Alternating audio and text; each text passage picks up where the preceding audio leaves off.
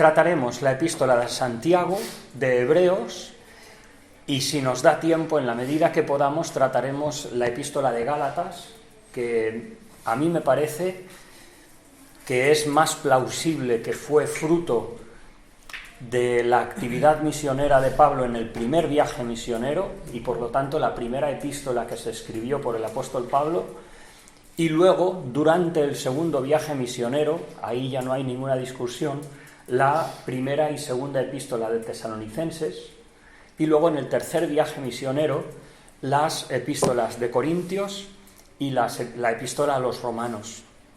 Después de eso tendríamos las epístolas carcelarias, y luego tendríamos las epístolas pastorales y las epístolas generales y Apocalipsis. Entonces, como estamos tratando estas epístolas, es en un orden cronológico. El propósito es intentar ver el desarrollo de la Iglesia. Hay un aspecto que entiendo es muy importante a la hora de leer las epístolas, y es lo que he dicho en un principio, este desarrollo de una Iglesia que está en un entorno hebreo a una Iglesia donde predominan los convertidos gentiles. ¿Por qué es importante? Porque algunas de las referencias hechas tanto por Santiago, diríamos Hebreos, y Gálatas, tenemos que entenderlas en el entorno de una iglesia, vamos a decir, descrita en el libro de los Hechos entre el capítulo 1 y vamos a decir el capítulo 9. Una iglesia que predominantemente es judía y que aunque cree en el Señor Jesucristo, cree que creyendo en el Señor Jesucristo tiene vida eterna, no es un evangelio diferente, pero las inquietudes y la forma de cómo el escritor se refiere a la iglesia es diferente. También debemos tener en cuenta que no es lo mismo cuando Santiago, por ejemplo, escribe a las 12 tribus en la dispersión, hablando de las 12 tribus. Voy a poner, perdón. A veces pienso que ser rector es incompatible con la enseñanza. En serio. Bueno. Vale.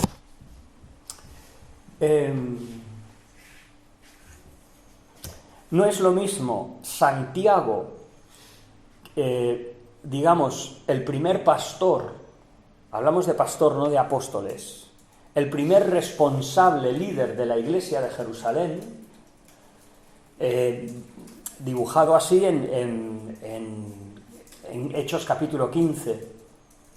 No es lo mismo Santiago expresándose a creyentes hebreos que el apóstol Pablo, después de unos años, después de que la iglesia se ha consolidado entre personas que se convierten del paganismo, algunos de los cuales sí se convierten a través de ser temerosos de Dios. ¿Os acordáis lo que son temerosos de Dios, no? Pero se nos dice también en la Escritura, Hechos, hablo de memoria, capítulo 18, cuando trata de 19, capítulo 19, 18-19, que entregaban sus libros de magia y que los quemaron y que el valor de esos libros era muy grande. Entonces, tenemos personas que se convierten literalmente de los ídolos a Dios. Entonces, el Evangelio es el mismo. No hay diferencia en las cotas morales que Dios espera del creyente. Pero, por ejemplo, en Santiago encontraremos ¿Cuál era el error? Vamos a decir, ¿cuál es la carencia principal de el Israel religioso del entorno de Jesús? Os pregunto, ¿cuál era la carencia principal del Israel en el entorno de Jesús? El legalismo. ¿Cómo? El legalismo. Vale, legalismo, ¿qué más? No sé. Idolatría. ¿Cómo? Idolatría No, idolatría no. Eso se purgó. Desde la cautividad babilónica hasta el tiempo de Jesús, la idolatría no se volvió a tener. ¿Qué otro pecado que el Señor en Mateo capítulo 23 reitera por 7 veces? Cabo. Porque el legalismo era hipócrita. O sea, no era una búsqueda íntegra de ser obediente a la ley en los detalles más pequeños. Eso es como se inició el enfoque del judaísmo intertestamentario. Pero cuando llegamos al entorno de la vida de Jesús, ¿qué es lo que ha sucedido? Que ellos son conscientes que han legislado la vida de tal manera que es imposible. Y junto con su legislación minúscula, lo que hacen es permitir que hayan vías de cómo escaparse de sus ataduras. Y entonces el Señor les dice, sois unos hipócritas, porque atáis cargas pesadas de llevar en los hombros de otras personas, pero vosotros ni con un dedo las movéis. ¿Por qué? Porque ellos se buscaban la forma de cómo legalmente tener sus propias licencias. Entonces, ¿por qué digo esto? Porque cuando escribe Santiago, la primera epístola a la Iglesia, ¿cómo expresa la necesidad de la Iglesia? Pues la expresa, primero, una Iglesia que no está del todo definida. ¿Qué quiere decir? Que cuando en vuestra congregación entra un hombre rico y un hombre pobre, ¿cómo le tratáis? Pero es sinagoga, es en vuestra congregación, en vuestras reuniones. Y en la misma epístola tenemos pasajes como, por ejemplo, bienaventurado el varón que soporta la tentación. Tenemos pasajes como, hermanos, no os hagáis muchos de vosotros maestros, sabiendo que recibiremos mayor condenación. Pero hay otros pasajes que dicen, ¿de dónde vienen las guerras y los pleitos entre vosotros? ¿No vienen de vuestras concupiscencias que combaten en vuestros miembros, etcétera, etcétera? Capítulo 5 dice, ¡ay de vosotros ricos! Vuestras miserias os acompañarán. ¿Está hablando Santiago a creyentes? Dice, vosotros rodillas paralizadas. Dice, ¡ay de vosotros! Pues vamos a abrir un momentito. Tenemos unos versículos contundentes. Abrimos la Escritura, Santiago, y eso nos sirve para hablar de Santiago. Pero eso, Santiago 5, vamos ahora ricos, llorad, aullad por las miserias que os vendrán. Vuestras riquezas están podridas, vuestras ropas comidas de polilla, vuestro oro y tal y cual. Dice, su moho testificará contra vosotros y devorará del todo vuestras carnes como fuego, habéis acumulado para los días postreros. O sea, ¿estamos hablando a creyentes? Sin embargo, luego, versículo 10, hermanos míos, tomad como ejemplo de aflicción y paciencia a los profetas que hablaron. Lo que vemos es muy diferente a cuando Pablo escribe, por ejemplo, a los filipenses y dice, Pablo, apóstol de Jesucristo, a los santos que están en Filipos con sus ancianos y sus diáconos. La iglesia está definida. Primera de Corintios, cuando dice, por ejemplo, capítulo 11, cuando la iglesia se reúne, entonces cuando habla de la reunión de la iglesia, estamos hablando de trazar un círculo entre quienes son y quienes no son creyentes. Pero cuando leemos Santiago, estamos leyendo a una congregación que no está tan claramente definida como los convertidos y los no convertidos, sino que vienen, entran, salen, y entonces, ¿cuál es la exhortación contundente, principal de Santiago? Entre otras cosas, como dice en el capítulo 1,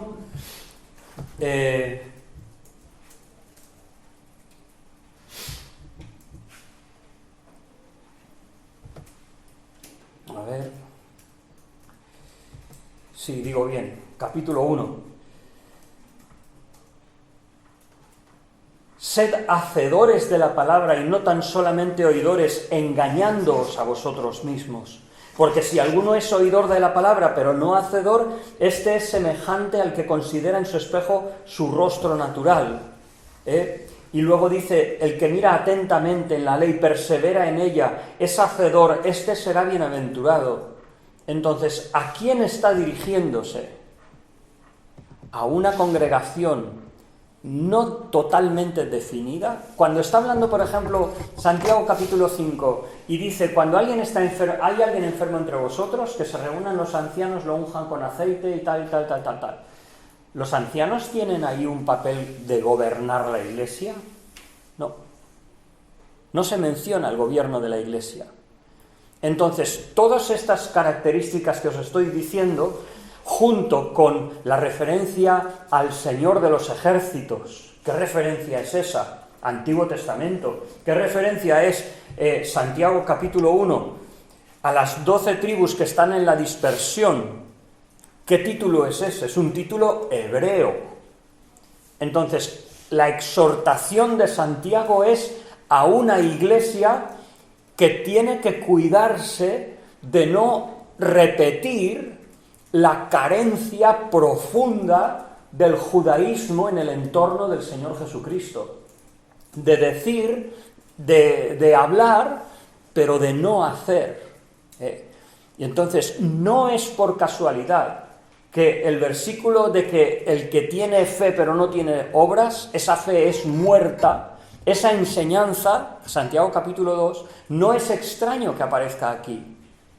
Aparte de que deberíamos entender ese pasaje, justificar, no en el término, no en la definición de la teología protestante del siglo XVI, sino en el lenguaje bíblico de Romanos capítulo 3, cuando el apóstol Pablo dice para que Dios sea justificado en lo que dice, en sus dichos, en sus hechos.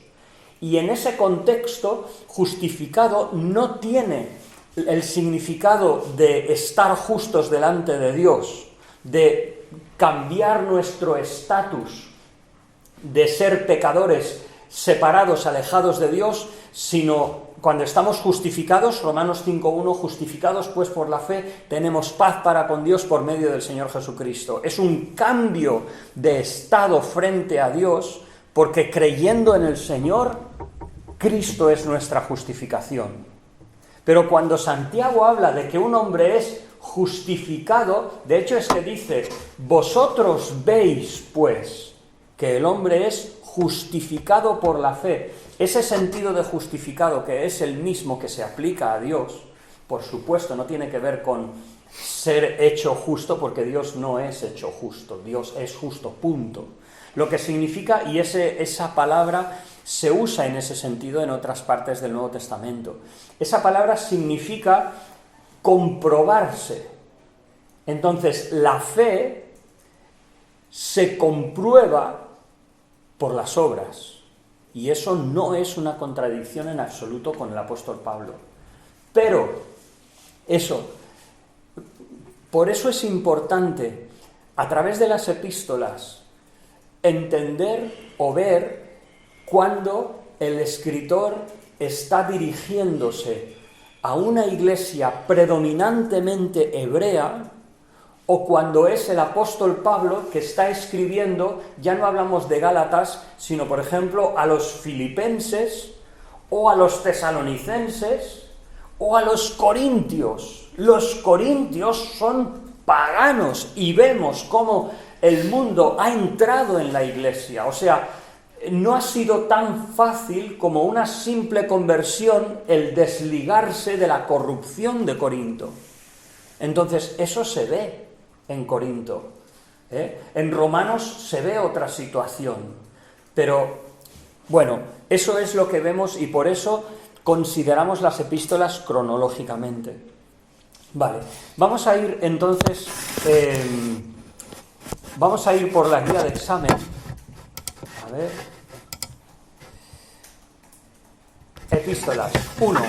Ubica las epístolas en general en un esquema básico, no con fechas, pero sí en referencia a los viajes misioneros y los encarcelamientos de Pablo. Entonces, hay algunas fechas que sí debemos conocer y tener en mente. El otro día lo apunté. La referencia, digamos, una referencia importante es Hechos capítulo 15, el Concilio de Jerusalén, lo que llamamos el Concilio de Jerusalén, la primera reunión de la Iglesia para decidir algo que sea vinculante para toda la Iglesia. Y diríamos que ese es un punto de inflexión importante. ¿Qué punto de inflexión es? La pregunta era, vamos a mirar un momento, Hechos capítulo 15,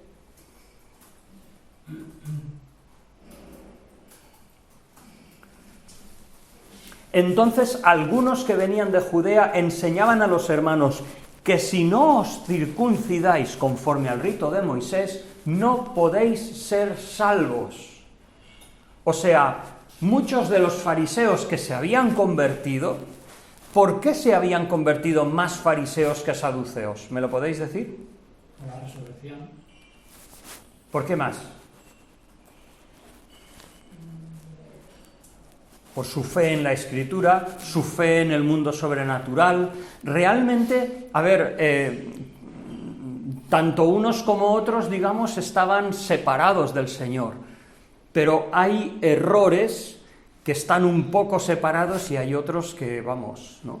Entonces, no es lo mismo, por ejemplo, y no por eso aprobamos uno u otro, pero no es lo mismo, vamos a decir, un testigo de Jehová que un adventista o que un unitario, por ejemplo, que a lo mejor un extremista, ya sea en calvinismo, en arminianismo y en otros temas, ¿no? No es lo mismo y rechazaríamos todos por igual, pero no es lo mismo. Entonces los fariseos, como el Señor le dijo a cierto doctor de la ley, no estás muy lejos del reino de los cielos. Entonces, hay personas que estando equivocadas no están muy lejos, pero ese pequeño error puede hacer mucho daño a la Iglesia. Y este es un ejemplo, porque estos fariseos decían, mira, está bien, por un tiempo hemos aguantado, no hemos dicho nada, todos somos, pero para Hechos capítulo 15, ¿cuándo fue el capítulo cuando se empezó a predicar a los griegos? O el momento, ¿cuándo se empezó a predicar a paganos? Hay dos tipos de griegos en el libro de los Hechos. Os lo dije, ¿verdad? Hay dos tipos de griegos en el libro de los Hechos. Unos son helenistas, es la palabra transliterada del griego, y otros son helenos. El imperio heleno es el imperio griego, punto. Pero helenista, digamos, es más una semejanza, una filiación, una inclinación. Entonces, cuando dice, por ejemplo, Hechos capítulo 6, que las viudas de los griegos eran menospreciadas, ¿qué griegos pensáis que se está refiriendo ahí? Venga, decirme. No. No. Bueno, a lo mejor no eran paganos, no eran las viudas de los paganos que estaban siendo menospreciadas o descuidadas. Eran las viudas de los judíos que habían venido de la dispersión a celebrar Pentecostés y se habían convertido. Entonces, los judíos de tierra de Palestina, y de Jerusalén en particular, los consideraban como judíos como de segunda clase. Eran helenistas, eran griegos, pero aún estamos hablando de judíos, de trasfondo hebreo. Sin embargo, es en Hechos capítulo 11, cuando la iglesia es dispersada, y Hechos capítulo 11 nos dice que aquellos que fueron dispersados por la persecución anunciaban el evangelio solamente a los judíos. Pero en Antioquía, vamos a leerlo porque veo que algunos me miráis, para que vosotros lo leáis, que no me lo estoy inventando. No digo que me lo digáis, penséis eso, en absoluto, pero... Sí, bueno, igual que cuando os dije que el llamado efectivo de los apóstoles fue un año después de que los apóstoles conocieran al Señor. Algunos me miraban así como, ¿será verdad? Bueno, versículo Hechos 11, 19. Ahora bien, los que habían sido esparcidos a causa de la persecución que hubo con motivo de Esteban, pasaron hasta Fenicia, esto es la parte de Tiro, al norte de Israel, la parte de Chipre, la isla de Chipre, y Antioquía, y dice, no hablando a nadie a la palabra, sino solo a los judíos. Fijaos qué doble negación, ¿no? O sea, no hablaban a nadie más, sino solamente a judíos. Pero había entre ellos unos varones de Chipre y de Cirene norte de África, que entraron en Antioquía y hablaron también a los griegos, anunciando el Evangelio del Señor Jesús. Esta palabra griegos no son judíos que estaban en Jerusalén celebrando una fiesta y que los consideraban judíos de segunda clase. Eran helenos, paganos. Y entonces, por eso, cuando se convirtieron, dice, la mano del Señor estaba con ellos, gran número creyó y se convirtió al Señor. Llegó la noticia de estas cosas a oído de la iglesia que estaba en Jerusalén. Y enviaron a Bernabé. ¿Por qué lo enviaron? Oye, aquí hay unos que sin conocer al Dios del Antiguo Testamento, sin aceptar, digamos, el judaísmo tradicional, han creído en el Señor. Hay que ir a ver qué es lo que está pasando. Y entonces envían a Bernabé y fijaos, dice, cuando llegó, versículo 23, vio la gracia de Dios, se regocijó, ¿y qué dice después? Exhortó a todos a que permaneciesen en el Señor. ¿Por qué era necesario esa exhortación? Porque eran paganos. Y ellos tenían que entender la seriedad del compromiso que habían adquirido creyendo en el Señor. Era una audiencia diferente. Es cierto que Hechos capítulo 2 dice que Pablo, con muchas más palabras, les exhortaba a ser libres de esta generación. Pero aquí estamos hablando en un contexto de personas que se han convertido de los ídolos a Dios. Eso es la frase emblemática de Primera de Tesalonicenses, capítulo 1, versículos 8 al 10, que de los ídolos se han convertido a Dios. Entonces, es importante, como estamos viendo, ese cambio. Bueno, entonces, me he desviado desde Hechos 15. Entonces, Hechos 15 es un punto de inflexión muy importante en la vida de la Iglesia. Antes de Hechos 15 tendríamos, decimos en el año 45, la epístola de Santiago. ¿Cuándo es el primer viaje misionero de Pablo? Esa fecha sí que la tenemos que saber. Vale, vamos a poner 48, es un viaje que dura un año. Y entonces tenemos que saber para el examen por dónde fue ese viaje misionero. Es importante visualizar primero, segundo y tercer viaje misionero. No es complicado. El primer viaje misionero es primero Chipre, Pafos, Salamina, y luego la parte del sur de Asia Menor, Antioquía de Pisidia. Hay un discurso importante en el libro de los Hechos que tuvo lugar allí. ¿Por qué? Pues porque es un discurso a los hebreos. La Iglesia, el primer viaje misionero de Pablo, ¿cuál era su costumbre? Primero entrar en la sinagoga, como dice Romanos, primero al judío y también al griego.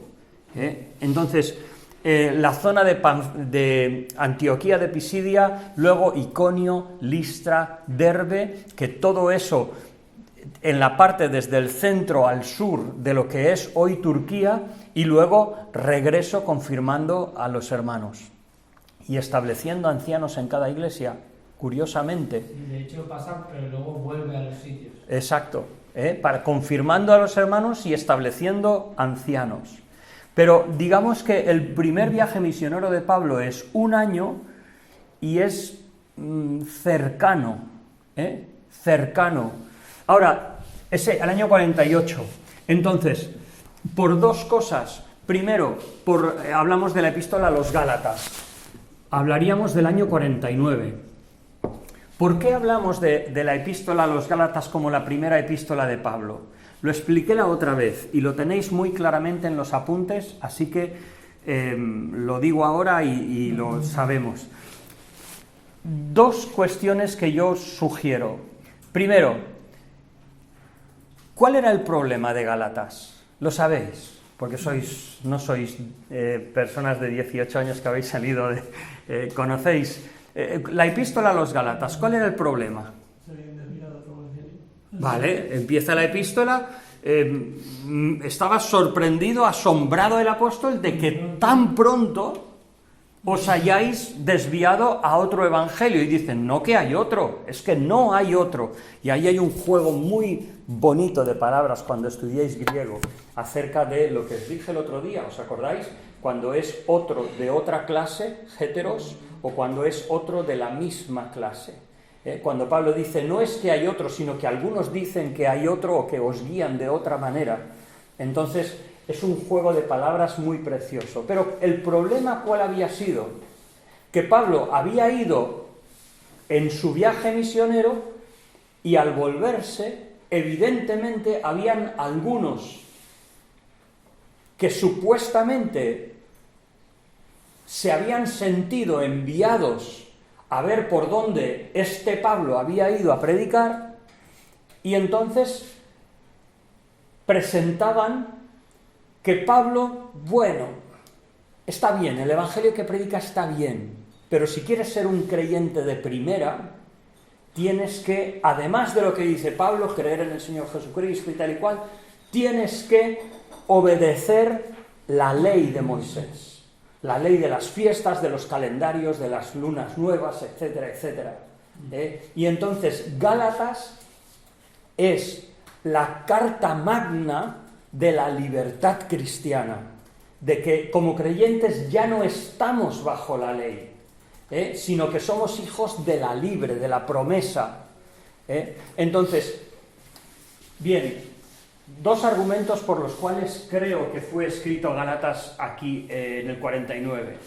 Porque en un conflicto de un cristianismo judaizante a un cristianismo libre de tradiciones judías, si hubiera tenido lugar el concilio de Jerusalén, Pablo le hubiera bastado diciendo, o además de sus argumentos hubiera dicho, además, como se quedó ya reunidos en Jerusalén, no había otra carga de que os abstengáis de ídolos, de fornicación, de ahogado, etcétera, ¿no?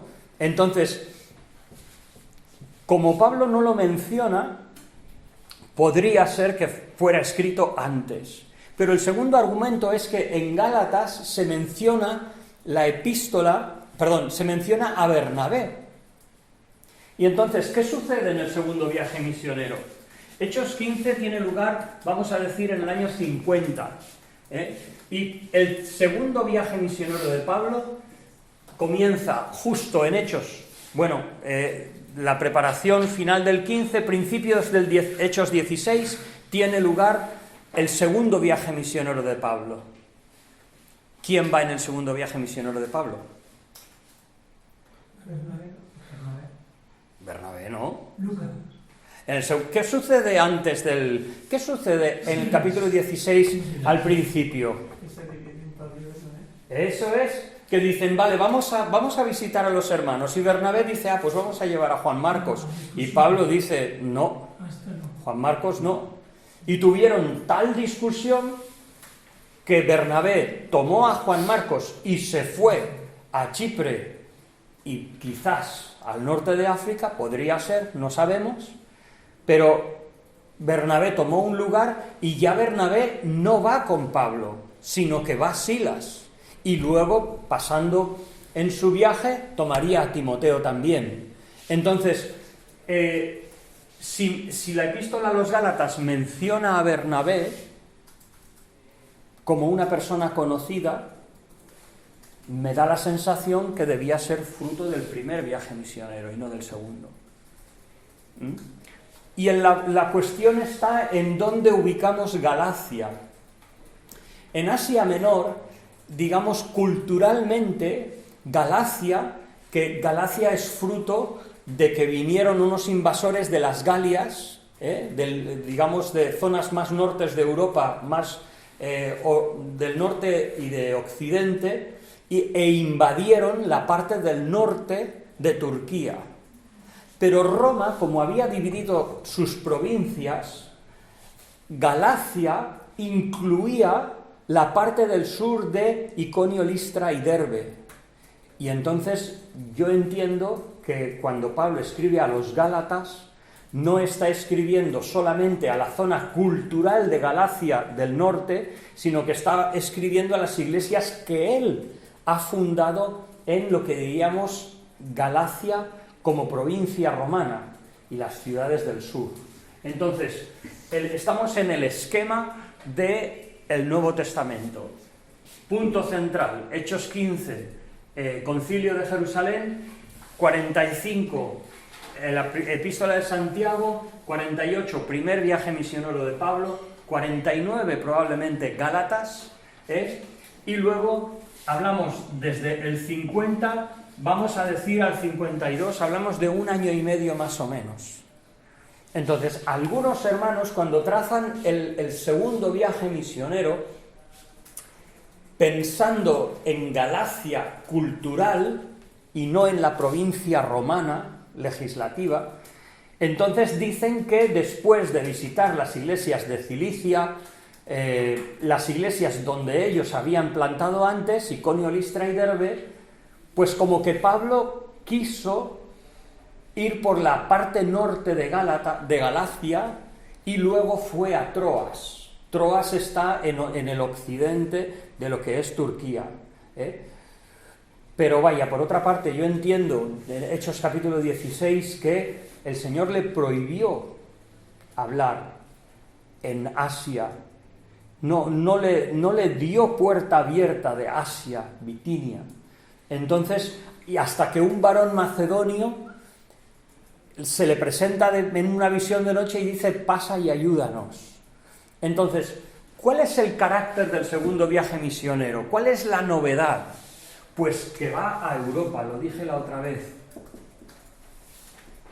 Y aquí hablaríamos de 1 año y medio, bueno, prácticamente 2 años, porque en Corinto hablamos de 1 año y medio, 18 meses. Entonces hablaríamos de 2 años ese segundo viaje misionero. ¿Y qué carácter tiene ese segundo viaje misionero? En el primero, ¿qué es lo que tuvo Pablo? En primer lugar, tuvo oposición por parte del paganismo cuando fue apedreado, pero luego cuando él vuelve a Jerusalén, ¿qué problemas acechan la vida de la iglesia? El judaísmo. Y eso es lo que vemos en Galacia. Ahora, en este segundo viaje misionero, un factor que ya no vemos es que el judaísmo ya no está dentro de la iglesia. En las epístolas pastorales hablaría Pablo de las genealogías. ¿De qué? Genealogías interminables. ¿De qué pensáis que habla cuando Pablo dice eso? Que algunos están con fábulas, con genealogías interminables y no en la edificación de Cristo. ¿De qué genealogías habla? Del pueblo de Israel. Exacto. Y yo soy descendiente. Exacto. No sé con quién hablas, Patrones del judaísmo, pero aparte de esas pequeñas referencias, realmente vemos que a partir de Tesalonicenses y luego en Corinto, ya no hay un problema tanto de judaísmo dentro de la iglesia, sino que ¿cuál es el problema? Primero de Corintios capítulo 10, o hablaríamos de Romanos capítulo 14. ¿Cuál es el problema? El débil en la conciencia. O sea, se trata como débil en la fe, aquel que ay, no voy a comer carne, voy a comer solamente legumbres porque quién sabe si esta carne ha sido sacrificada a los ídolos.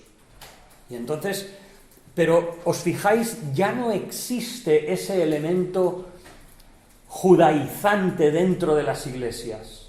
El elemento judaizante son los judíos que desde Tesalónica principalmente, porque en Filipos el levantamiento contra Pablo fue a partir de una chica que estaba poseída por un espíritu de adivinación, pero es en Tesalónica, después de que Pablo fue a la sinagoga, enseñó por 3 días de reposo, algunos se convirtieron varios temerosos de Dios, un número. ¿Y qué pasa? Los judíos, movidos a celos y a envidia, levantan oposición a Pablo y le persiguen. Y Pablo tiene que huir primero a Berea y luego sigue la oposición en Berea. Pero ¿dónde está la oposición judía? No está dentro de la iglesia, está fuera. Está fuera. Y entonces, Tesalonicenses es donde encontraremos esa expresión, por ejemplo, cuando dice Primera de Tesalonicenses 1:9, porque ellos mismos cuentan de nosotros la manera que nos recibisteis y cómo os convertisteis de los ídolos a Dios. Entonces, Hechos 17 nos dice que algunos judíos creyeron, pero cuando Pablo escribe muy poco tiempo después, ¿a quién está escribiendo? A un grupo donde predominan los que se han convertido de los ídolos a Dios. Los judíos no se habían convertido de los ídolos a Dios. Es interesante observar en las epístolas, cuando hay una referencia a los gentiles, a la conversión de ídolos, porque estamos hablando entonces de convertidos del paganismo, y no convertidos del judaísmo. Vale, entonces estamos en el esquema de las epístolas, la cronología. Entonces, en este segundo viaje tiene lugar Tesalonicenses, tanto la primera como la segunda. ¿Qué es lo que sucede? Lo que sucede es lo siguiente. Pablo predica en Tesalónica. Además es de verdad, es una muestra de la maravilla de la obra de Dios. Porque predica 3 días de reposo. No debemos tomar como que Pablo estuvo solo 3 semanas en Tesalónica. Démosle un margen de que llega, se establece, a veces tenía que trabajar para su propio sostén. Démosle un pequeño margen, unas semanas, ¿no? Entonces, pero bueno, hubo 3 días de reposo que Pablo estuvo discutiendo en la sinagoga. Y después de esos 3 días surge ese levantamiento, le persiguen y tiene que salir. Si hubiéramos sido nosotros intentando plantar una iglesia, ¿qué habríais podido hacer o qué habría podido yo hacer en 3 semanas? Muy poco. Los creyentes tan fácilmente se hubieran podido perder, ¿no? O crecer con ideas raras. Pero bueno, lo que sucede es que Pablo huye a Berea, hemos dicho. Y entonces en Berea encontraron que los judíos eran más nobles. ¿Por qué? Porque miraban cada día en las Escrituras si lo que Pablo decía era cierto. Estaba en el Antiguo Testamento. Pero aún los judíos que levantaron persecución en Tesalónica lo llevan a Berea. ¿Y qué hacen con Pablo? Lo llevan por mar a Grecia. ¿Por qué? Pues porque por mar no creo que cogieran otro barco detrás a ver si lo pillaban. Era la manera de librarlo. Y entonces Silas y Timoteo se quedan en Berea. Y parece ser que se quedan en Berea con contacto en Tesalónica. Y Pablo se va a Atenas. Y cuando llega a Atenas, ¿qué dice? Hechos capítulo 17, que Pablo en su corazón se desafía por la idolatría de aquel pueblo. Entonces tenemos ese mensaje precioso en el Areópago de Atenas, de Pablo dirigiéndose a personas paganas. Pero luego, después de eso, Silas y Timoteo se reúnen con Pablo en Corinto y entonces le dan nuevas de los creyentes en Tesalónica. Y Silas y Timoteo le dicen, mira, Pablo, los creyentes han permanecido fieles, pero tienen un poco de dudas acerca de la resurrección, de la venida del Señor Jesús. Y entonces Pablo, en ese mismo viaje, estamos hablando del segundo viaje misionero, escribe a los tesalonicenses y les escribe, vamos a decir, con 3 temas. El primero, vamos a decir el central, el final de la epístola, capítulo 4 y 5, hablan de la venida del Señor, que nosotros no precederemos a los que han dormido en Cristo, porque ellos decían, el Señor viene, ¿y qué pasará con aquellos que han muerto? ¿No?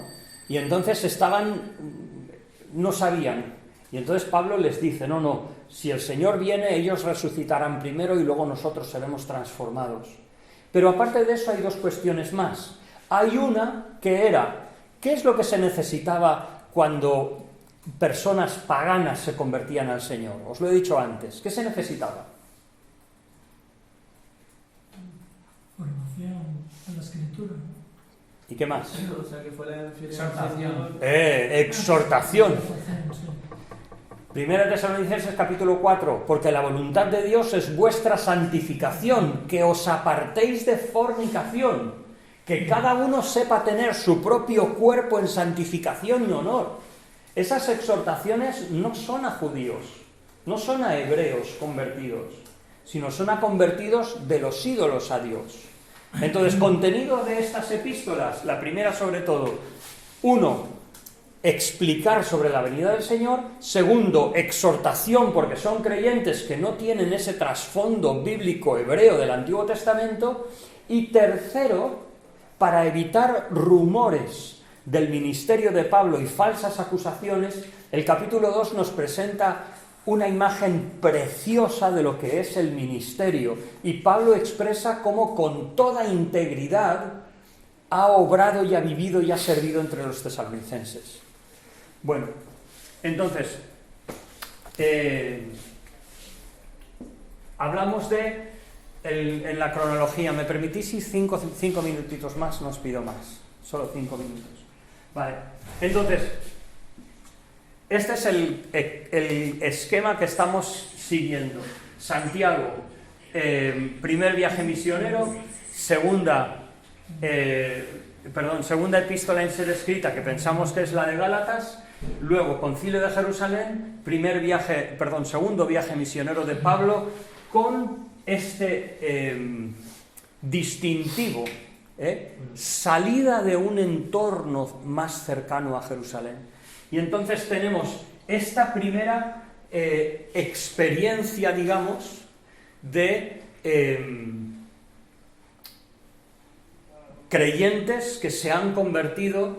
Y eso, la primera epístola, es una explicación sobre quizás malos entendidos de la resurrección. 2, es una exhortación. Y 3, una vindicación del apóstol Pablo. Pero evidentemente esa exhortación no tuvo el efecto deseado.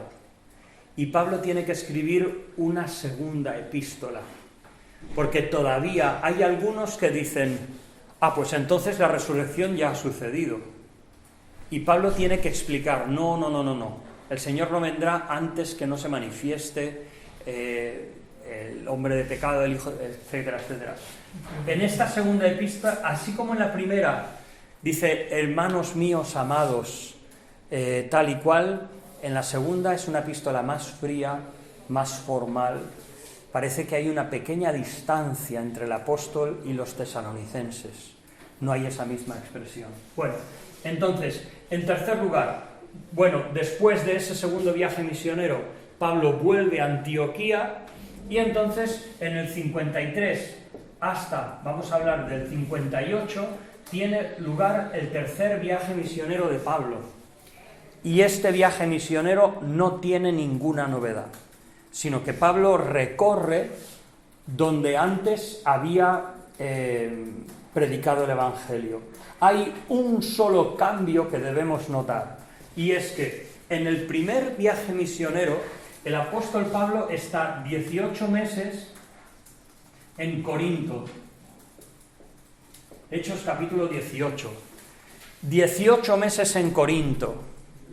Y donde lo que veremos ahí es cómo Pablo dedicó muchísimo tiempo, pero una verdad tan importante para nosotros, de que no siempre a las personas que dedicas más tiempo son aquellas que van a aprovechar más de tu ministerio.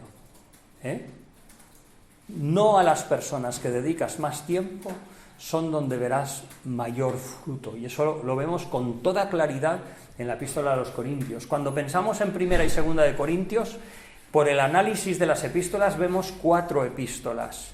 Vemos como mínimo 2 visitas o 3 visitas. ¿Y qué es lo que vemos? Pablo terminando la segunda epístola de Corintios y dice estoy pronto para ir a vosotros y no sé si os voy a encontrar de una manera u otra, etc. Vale, entonces, en este tercer viaje misionero, Pablo emplea 2 años y medio en Éfeso. Entonces, este es el cambio importante del primer y segundo viaje misionero. En el primer viaje misionero, su centro de operaciones, su enfoque de labor pastoral o ministerial apostólica es Corinto. Sin embargo, en su tercer viaje misionero es Éfeso. Y allí está un buen tiempo. Y entonces es en su visita a Corinto, después de este viaje, cuando escribe la primera y la segunda epístola a los Corintios, y luego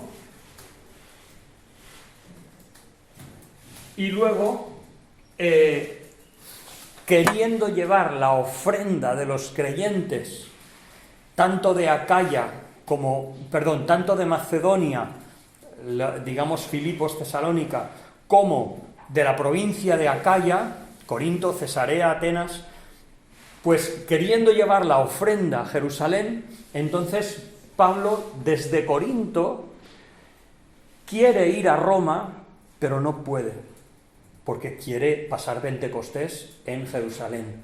Y entonces escribe la epístola a los romanos, que es una joya, como digamos, casi un tratado teológico sobre lo que es el Evangelio. Que el Evangelio no es solamente creer en el Señor Jesucristo y serás salvo, sino el Evangelio es por qué por qué la justicia de Dios condena a la humanidad, cómo puede ser salva, la santificación, la vida en el Espíritu y una vida práctica. Todo eso es el Evangelio. Y Pablo escribe eso desde Corinto a los romanos, porque no puede ir. Y en previsión a lo que es su ministerio apostólico, que es formar a las personas, arraigarlos en el Evangelio, escribe la epístola a los romanos y va a Jerusalén. Fin del tercer viaje misionero. Y entonces, ¿qué sucede? Arresto, etcétera, y hasta el encarcelamiento de Pablo en el año 60. Muchas gracias por haberme dejado invadir un poco el tiempo de descanso. Y después del descanso nos volvemos a ver. Por favor, a las 12:02, 3 volvemos para empezar. Gracias. Entonces, Manuel. Sí, adelante. Yo estoy aquí. Sí. Puedo decir que Mónica está trabajando, así que no se puede conectar, pero igual me dice que lo intentará tal vez entre la próxima hora, tal vez si lo consigue, porque empezó un nuevo trabajo, así que es un poco complicado esta semana. Bueno, yo lo que puedo hacer es enviaros la grabación. La grabación del día pasado nuestro no la he podido completar, pero eso, igual en la próxima clase diré algo de las grabaciones y eso, pero sí, no hay problema, no hay problema. Adelante. Ok, gracias. De nada, a ti, hasta luego. Manuel, en referencia a la primera pregunta de ubicar las epístolas en general en un esquema básico, Sí. ¿quieres lo que estás diciendo ahora, porque aquí estás diciendo fecha, o quieres lo que ponen en los apuntes que pone con un tema escatológico, primero, segundo, tercero, No, eso es contenido. No, lo que quería en la guía de examen es estas fechas. O sea, pero claro, aquí dice no con fechas, pero sin referencia. Bueno, no con fechas las epístolas. Los viajes misioneros sí. Vale, o sea, que tú quieres que pongamos primero Santiago en el 45, Gálatas en el 49, Hechos 15... Sí, si me ponéis las fechas de todo, sí. genial. No, si es para memorizármelo, Claro. no, si es importante no lo Sí. memorizo. Pero no está diciendo eso, sino que ponga los viajes misioneros y en el primer viaje misionero escribió pues Gálatas. En el segundo, pues escribió primero y segundo de Tesalonicenses. Y la fecha que dice es que el primer viaje fue entre el 48 y el 49, el segundo entre el 50 y 52. Eso es. Gálatas después del primero, durante el segundo, primera y segunda de Tesalonicenses, y durante el tercero, Corintios y Romanos. Eso lo necesitamos saber sí o sí. Pero aquí está el encarcelamiento y ¿Cómo? lo pides en la pregunta, lo pides. ¿Cómo? El encarcelamiento. Los encarcelamientos, sí lo pone. Y es- Sí, encarcelamientos, sí, no he llegado a eso, pero hablaríamos del primer encarcelamiento 60-62 y luego segundo encarcelamiento probablemente 68. Bueno, sabemos que el 68 es cuando Pablo muere. No sabemos cuánto tiempo antes fue arrestado por segunda vez. Entonces hablaríamos primero 60-62, porque sabemos que son 2 años, y luego 68 como segundo encarcelamiento. Oiga, entonces, el primero fue Santiago. Sí, O sea, el primero que se escribió es Santiago. sí. Lo que has dicho de Gálatas era solo para que lo sepamos, porque creemos que fue también de las más primeras, ¿no? Los Bueno, detalles. porque encontraréis en algunos libros que ponen primera y segunda de Tesalonicenses como las primeras epístolas en ser escritas, y algunos dirán que Gálatas fue escrita después. Vale, no por la pregunta del examen, sino para que nosotros supiéramos de dónde viene Eso es. esto. Bueno, sí, eso. Es para que os vaya sonando. Todo esto, cuando deis Gálatas a Tesalonicenses con Matt, supongo que lo repetiréis y lo profundizaréis. Mi asignatura, nuestra asignatura ahora es eso, una vista de pájaro para que os vaya sonando y cuando lo oigáis de Matt, pues podáis profundizar mejor, ¿no? Claro, entonces, perdón, lo sé. Nada, no. Estaba intentando... Adelante. ¿El primer viaje es Santiago-Gálatas hasta Hechos o antes de Hechos ya está? El O sea, primer en esta viaje, cronología que está en la pizarra que la tengo que apuntar, Sí. ¿el primer viaje misionero hasta cuándo es? 48 o 49. Vale. Sí, Del 48 a... 49. Segundo, 50-52. Vale. Y tercero, 53-58. Y el tercero, 53 al 58, que en esta es cuando se va de Éfeso. Exacto. Vale. Exacto. Estas fechas no os sorprenda si en algún libro encontráis, en vez de 53-58, encontráis 52-57 o 53-57, o que varíe un número arriba o abajo. No es posible, no es problema. Y en persona, perdón. Nada, adelante, aprovecha. En Europa, que era del 50 al 52, fue cuando estuve el 18 meses en Corintios, Exacto, que es primero y segundo Tesalonicenses. exacto, Vale. exacto. Sí, durante este viaje misionero escribió estas 2 epístolas, y durante el tercer viaje misionero Por eso yo a veces hablo de estas epístolas como epístolas misioneras. No porque sean cartas, digamos, a misiones, pero porque fueron escritas durante los viajes misioneros de Pablo.